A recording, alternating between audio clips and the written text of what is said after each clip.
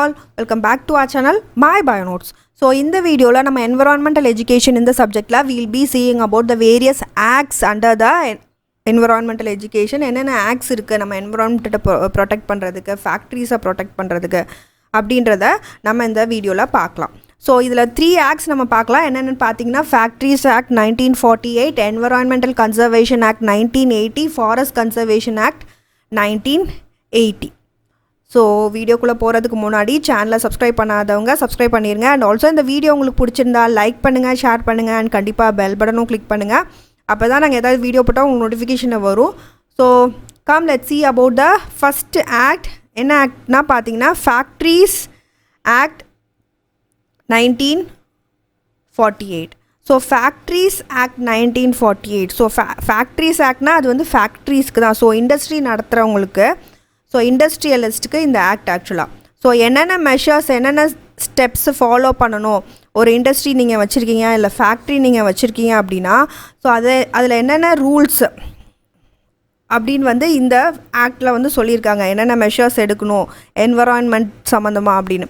So ஆக்சுவலாக industrialist தான் வந்து தே ஆர் த, அவங்க தான் வந்து ரெஸ்பான்சிபிள். இந்த மாதிரி வேஸ்ட்டை வந்து மெயினாக வந்து ட்ரீட் பண்ணி அவங்க தான் வந்து அதுக்கு வந்து ப்ராப்பரான ப்ரொவிஷன் வச்சுருக்கணும் அவங்களோட இண்டஸ்ட்ரியில். இந்த சப்போஸ் ஏதாவது வேஸ்ட் வந்து அவங்க இண்டஸ்ட்ரியில், அவங்க கம்பெனிலேருந்து வெளில வருது அப்படின்னா they must treat it and dispose it properly. So it is in the hands of the industrialist or அந்த ஃபேக்ட்ரி வச்சுருக்கவங்க. ஸோ அவங்களோட ரெஸ்பான்சிபிலிட்டி தான் அது ஃபுல்லாக அண்டர் திஸ் ஆக்ட் ஆக்சுவலாக. ஸோ அதில் என்னென்ன இந்த ஆக்டுக்கு கீழே என்னென்ன பாயிண்ட்ஸ் வர மாதிரி இருக்குன்னு பார்த்தீங்க அப்படின்னா, செக்ஷன் 11 ஆஃப் த ஆக்ட் படி பார்த்தீங்க அப்படின்னா, எல்லா இண்டஸ்ட்ரியும் it must be clean, the industry or the company must be clean.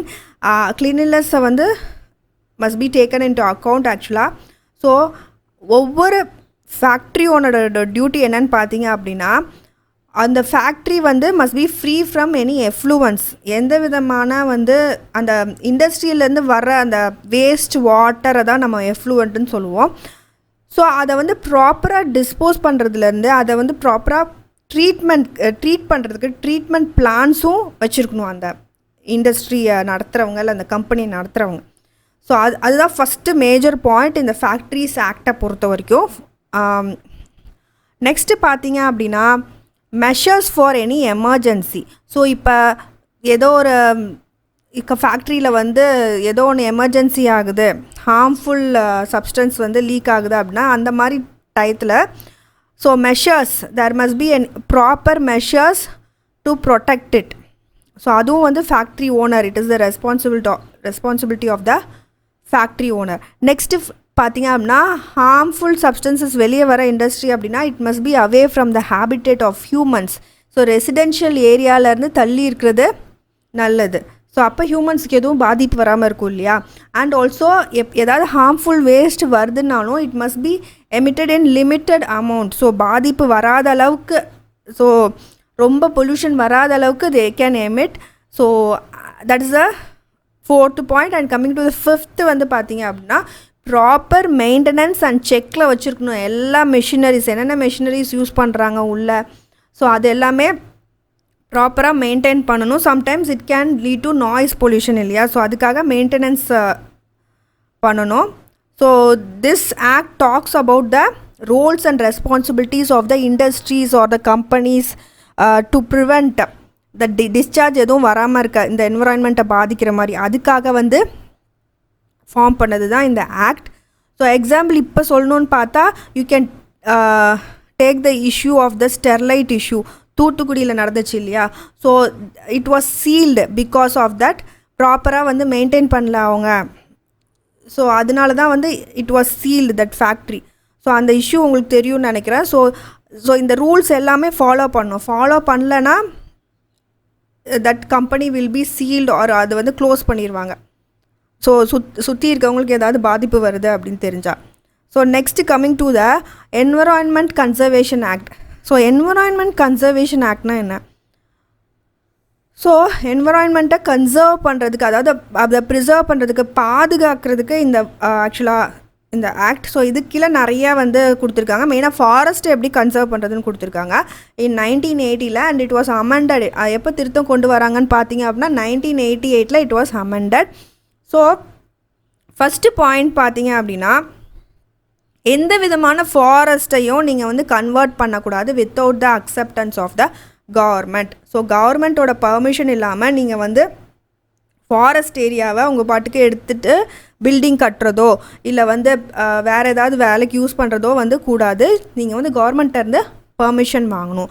Suppose கவர்மெண்ட்டேருந்து permission வாங்கணுன்னாலும் ஆக்சுவலாக லெஸ் தென் 2 ஹெக்டர்ஸ்க்கு ஆக்சுவலாக you can do it. But 20 ஹெக்டருக்கு மேலே நீங்கள் வந்து அதை அப்படியே அழிச்சிட்டு கன்வெர்ட் பண்ண போகிறீங்க அப்படின்னு சொன்னால் லேண்ட் ஏரியாவை ஃபாரஸ்ட்டுன்னு இல்லை லேண்ட் ஏரியாவே நீங்கள் 20 ஹெக்டருக்கு மேலே ஏதோ கன்வெர்ட் பண்ண போகிறீங்க வேறு ஏதோ லேண்டா அப்படின்னா you must get permission from the government. And also ஏதாவது ஒரு டெவலப்மெண்ட் ப்ராஜெக்ட் இது ஸோ மாற்றவே முடியாதா அப்படின்னு கேட்டால் இப்போ வந்து ஏதோ ஒரு நீங்கள் அங்கே ஒரு மெட்ரோ வருது இல்லை வேறு ஏதோ வந்து ஒரு நல்ல விஷயத்துக்காக நீங்கள் கன்வெர்ட் பண்ணுறீங்க அப்படின்னா நீங்கள் அழிக்கிற ஃபாரஸ்ட் அளவுக்கு நீங்கள் வந்து பிளான் பண்ணிடணும் ட்ரீஸை. ஸோ அது ஒரு ரூல் இந்த ஆக்ட் படி. ஸோ நீங்கள் எவ்வளோ வந்து டிஃபாரஸ்டேஷன் பண்ணுறீங்களோ அதுக்கேற்ற மாதிரி ட்ரீஸை வந்து you must plant by that person who is doing that deforestation. That is one of the important point actually. So illegal land capture, crop rotation இதெல்லாம் வந்து செக்கில் இருக்கணும் ஆக்சுவலாக. ஸோ இல்லீகலாக வந்து லேண்டை வந்து ஆக்கிரமிக்கிறது அது அப்புறம் வந்து ஒரே க்ராப்பை வந்து யூஸ் பண்ணி லேண்டோட ஃபெர்டிலிட்டியை குறைக்கிறது. ஸோ இதெல்லாம் வந்து நம்ம எப்பவுமே ப்ராப்பர் செக்கில் வச்சுக்கணும் இந்த ஆக்ட் படி. அண்ட் ட்ரைபல் கம்யூனிட்டி அந்த மலைவாழ் மக்களை வந்து தே மஸ்ட் பி என்கரேஜ் ஆக்சுவலாக. ஸோ அவங்க தான் இந்த ஃபாரஸ்ட் எல்லாமே இருக்கிறதுக்கு காரணம் இல்லையா. ஸோ அவங்கள நம்ம வந்து பார்த்து வச்சுக்கணும். அதே மாதிரி ஃபாரஸ்ட் பிளானிங் அண்ட் மேனேஜ்மெண்ட் இருக்கணும். So for that then only the forest ஏரியாவை நம்ம வந்து ப்ரொடெக்ட் பண்ண முடியும். And afforestation of hilly areas மெயினாக அந்த மவுண்டன் ஆர் ஹில்லி ஏரியாஸில் வந்து நம்ம நிறைய மரம் செடிலாம் இருந்தால் தான் அந்த சாயில் எரோட் ஆகி அந்த கீழே லேண்ட்ஸில் மண் சரிவு அடைஞ்சிச்சு அப்படின்னா வந்து பெரிய ஆக்சிடெண்ட் ஆகி ரோடெல்லாம் பிளாக் ஆகிடுது இல்லையா. ஸோ அந்த மாதிரி எந்த விஷயமும் நடக்காமல் இருக்கிறதுக்காக அஃபாரஸ்டேஷன் பண்ணோம் இந்த ஹில்லி ஏரியாஸில். ஸோ அப்போ தான் அந்த மண்ணும் வந்து சரிஞ்சு போகாமல் இருக்கும். ஸோ அதனால வந்து இது ஒரு இம்பார்ட்டண்டான point.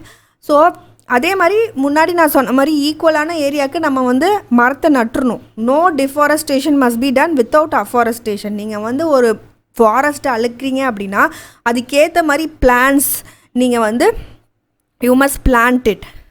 And no more than 10 hectares in case of hilly areas. So வந்து 10 ஹெக்டர்ஸ்க்கு மேலே நீங்கள் ஏதோ கன்வெர்ட் பண்ண போகிறீங்க ஒரு மலை பிரதேசத்தில் ஹில்லி ஏரியாவில் அப்படின்னா கட் பண்ண போகிறீங்க ஃபுல்லாக ட்ரீஸை. ஸோ வந்து அது வந்து 10 ஹெக்டருக்கு மேலே தாண்டக்கூடாது. ஸோ அதே மாதிரி கிரேசிங். ஸோ மாடு வந்து கிரேஸ் பண்ணுறதையும் அண்டர் த செக்கில் வச்சுருக்கணும். ஸோ அதுவும் ஒரு இம்பார்ட்டண்டான பாயிண்ட்டு. அதுக்கப்புறம் பெனால்ட்டி. ஸோ சப்போஸ் இந்த லாஸ் எல்லாத்தையும் மீறுறாங்க ரூல்ஸ் எல்லாத்தையும் மீறுறாங்கன்னா அவங்களுக்கு வந்து ப்ராப்பரான பெனால்ட்டி இல்லை பனிஷ்மெண்ட் கொடுக்கணும். ஸோ அப்போ தான் பயப்படுவாங்க திருப்பி அதை பண்ணுறதுக்கு. So these are the points you will be writing under the Environment Conservation Act 1980. Coming to the next, the Forest Conservation Act 1980. So Forest Conservation Act 1980 வந்து ஆக்சுவலாக it was amended. எப்போ திருத்தம் கொண்டு வராங்கன்னா 1980 திருப்பி இதை வந்து they have made a correction. So under this act what are the points you will be writing னு பார்த்தீங்கன்னா these are the point. So this is for the forest conservation. Same environment conservation மாதிரி ஃபாரஸ்ட்டை protect பண்ணுன்றதுக்காக frame பண்ண loss R rules அப்படின்னு சொல்லலாம். So under this பார்த்தீங்க அப்படின்னா you must get the approval of the central government. So central government இருந்து you must get approved for the conversion of reserved forest. So reserved ஃபாரஸ்ட்டை நீங்கள் மாற்றுறதுக்கு நீங்கள் வந்து you must get approval from the central government. That is one of the major point. Next பார்த்தீங்க அப்படின்னா state கவர்மெண்ட்லேருந்து எப்போ அப்ரூவல் வாங்கணும்னா லெஸ் தேன் 20 ஹெக்டர்ஸ் தான் நான் கன்வெர்ட் பண்ணுறேன் அப்படின்னா நீங்கள் ஸ்டேட் கவர்மெண்ட் மட்டும் அப்ரூவ் வாங்கினா போதும். அதே நீங்கள் ரிசர்வ்டு ஃபாரஸ்ட்டை நீங்கள் அங்கே போய் நீங்கள் ஏதோ பண்ண போகிறீங்க மாற்ற போகிறீங்க அப்படின்னா சென்ட்ரல் கவர்மெண்ட்டை நீங்கள் பெர்மிஷன் வாங்கணும். அண்ட் மினிஸ்ட்ரி ஆஃப் இதுக்கு மேலே நீங்கள் கன்வெர்ட் பண்ண போகிறீங்க 20 ஹெக்டேர் மேலேனா the approval of ministry of environment and forest. So அவங்க வந்து என்ன பண்ணுவாங்க அப்படின்னா they will set up an advisory committee. So இது வந்து பெரிய விஷயம் நீங்கள் பண்ணுறது இல்லை, ஒரு காட்டை நம்ம அழிக்கிறோம். ஸோ அதுக்காக தான் இவ்வளோ ரூல்ஸ் ஃபேம் பண்ணியிருக்காங்க, லாஸ் ஃபேம் பண்ணியிருக்காங்க. லெஸ் தென் 20 ஹெக்டர்னால் நீங்கள் ஸ்டேட் கவர்மெண்ட்டை பர்மிஷன் வாங்கினாலே போதும். ஆனால் இதுக்கு மேலே நீங்கள் பண்ண போகிறீங்க அப்படின்னா you must get the approval of the ministry of environment and forest. அவங்க என்ன செட் பண்ணுவாங்கன்னா அட்வைசரி கமிட்டி ஃபார்ம் பண்ணுவாங்க. அந்த கமிட்டி வந்து will actually check you and give you the approval. So if actually compensatory afforestation இங்கே கொடுத்துருக்காங்க. நான் சொன்னால நம்ம ஒரு மரத்தை அந்த எவ்வளோ அழிக்கிறோமோ காடை அதுக்கேற்ற மாதிரி மரம் நம்ம நட்டுறணும்.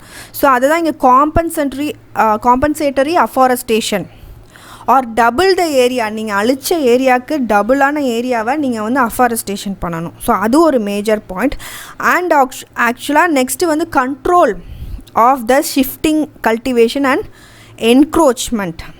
ஸோ நம்ம வந்து அந்த ஷிஃப்டிங் கல்டிவேஷன் ஒரே மாதிரி வந்து செடியே வந்து கல்டிவேட் பண்ணாமல் ஷிஃப்டிங் கல்டிவேஷனை வந்து பண்ணணும், மாற்றி மாற்றி வந்து கல்டிவேட் பண்ணணும். And conservation and multi disciplinary approach.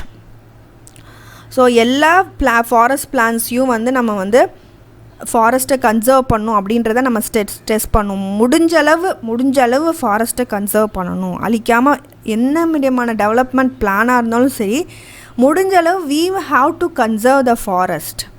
So ஃபாரஸ்ட்ன்றது ரொம்ப முக்கியம். அது நிறைய உயிரினங்களுக்கு ஒரு வீடு மாதிரி. ஸோ அதை அழிக்கிறதுக்கு முன்னாடி யூ மஸ்ட் திங்க்,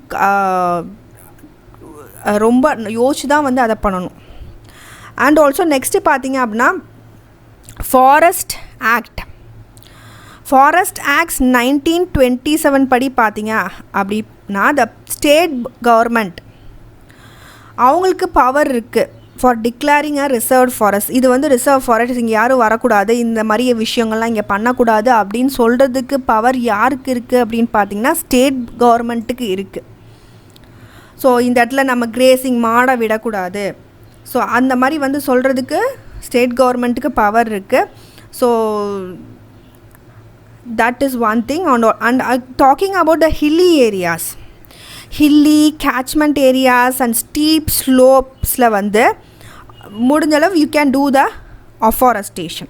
இதெல்லாம் வந்து கிரிட்டிக்கல், அந்த மண் சரிவு நடக்க ப்ரோன் ஆக்சிடென்ட் ப்ரோன் ஜோன்னு சொல்லுவாங்களா. இங்கெல்லாம் வந்து மரத்தை வெட்டினீங்க அப்படின்னா அந்த சாயில் எரோஷன் ஆகுது, சாயில் இன்ஃபர்டைல் ஆகிறது. ஸோ அதனால அந்த இடம் பாதிப்பாகிறது. ஸோ அந்த இடத்துல அஃபாரஸ்டேஷன் முடிஞ்சளவு பண்ணணும். இதெல்லாம் critical areas R vulnerable areas, அதை வந்து நம்ம ப்ரொடெக்ட் பண்ணணும் பை அஃபாரஸ்டேஷன். ஸோ அப்படியே நடந்துச்சுனாலும் நம்ம உடனே அந்த இடத்துல வந்து கிளியர் பண்ணி முடிஞ்சளவு மரத்தை நட்டு வைக்கணும். ஸோ நெக்ஸ்ட்டு பார்த்தீங்க அப்படின்னா so no forest area must be cleared. அங்கேயே ரொம்ப வருஷமாக இருக்க ட்ரீஸையோ ஷ்ரப்ஸையோ நம்ம கிளியர் பண்ணக்கூடாது. ரிஃபாரஸ்டேஷன்ற பேரில் திருப்பி வந்து ஏதாவது நீங்கள் மரத்தை நடுறீங்கன்றதுக்காக அந்த ரொம்ப வருஷமாக இருக்க எந்த ஒரு மரத்தையும் செடியும் வந்து you must not cut it. And முன்னாடி சொன்ன பாயிண்ட்ஸே தான் மோஸ்ட்லி இங்கே வருது. கிரேசிங்கை வந்து நம்ம செக்கில் வைக்கணும். ஆக்சுவலாக நெக்ஸ்ட்டு பார்த்தீங்க அப்படின்னா கிளியர் ஃபெல்லிங் பிளாக் வந்து நாட் மோர் தேன் 25 ஹெக்டராக இருக்கணும். This point was also I think was said in the previous slide. So that's it. ஆக்சுவலாக 6 அது தவிர இன்னொரு பாயிண்ட் மென்ஷன் பண்ணோன்னா 6 ரீஜனல் ரீஜனல் ஆஃபீஸ் வந்து ஹாவ் பீன் ஓப்பன் டு எதுக்காக அப்படின்னா மானிட்டர் பண்ணுறதுக்கு. என்னென்னா இந்த இது சம்மந்தமான காடை நம்ம வந்து பாதுகாக்கணும்.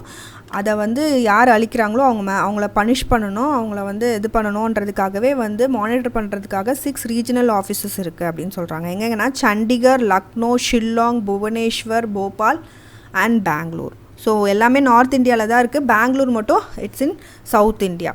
So that's it under this 3 acts. Thank you all for வாட்சிங். என் சேனலை சப்ஸ்கிரைப் பண்ணுங்கள் அண்ட் ஆல்சோ லைக் பண்ணுங்கள், ஷேர் பண்ணுங்கள், கமெண்ட் பண்ணுங்கள் கமெண்ட் செக்ஷனில். Happy learning to you all.